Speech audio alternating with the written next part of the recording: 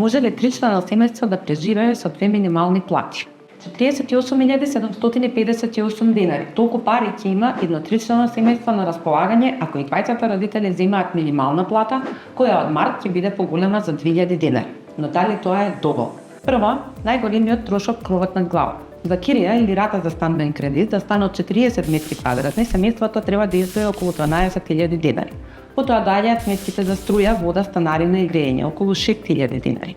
Хигиената за семејството и домот околу 3.000 денари, за здравје над 1.000 денари, превоз со слободна карта за автобус 3.800 денари, телефон и интернет околу 3.400 денари. Сега секој мора да има интернет да провери ефтини цени во маркетите. За образованието на детето околу 4.000 денари, тоа вклучува ужинка и материјали. Сето тоа се вкупна 31.567 денари фиксни трошоци што мора да се платат.